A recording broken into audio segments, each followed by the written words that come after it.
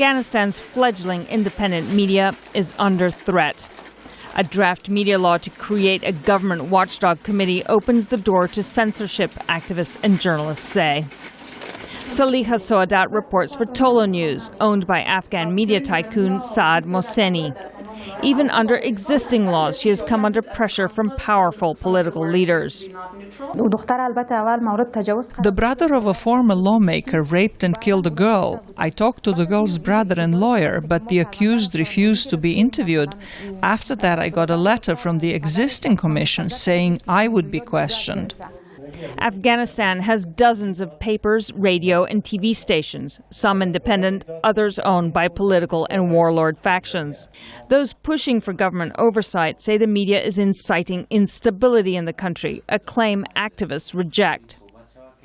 Activist Abdul Mujib Kalvaktar is in meetings with lawmakers.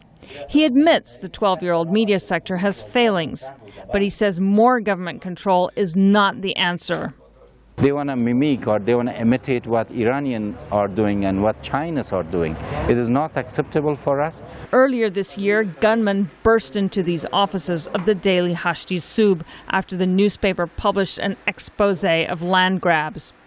Editor Parviz Kawa, whose paper is partially funded with U.S. aid, says things are at a critical point. We are definitely in a fight. And in the front line of this fight is the independent media. We fight for the democracy in this country, we fight for the civil society, we fight for the human rights, we fight for many other values, internationally accepted values. The concern is that press freedoms will further erode after international forces leave in 2014 and international attention seeps away. And that in turn will affect reporters like Soadat. So these pressures are getting increased on both men and women.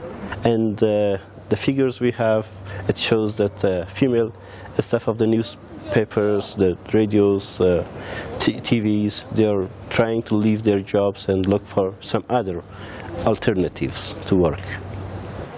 Journalists, editors, and advocates for now are meeting in private to discuss ways to force a review of the law. But they say if they have to, they will take their fight to the streets.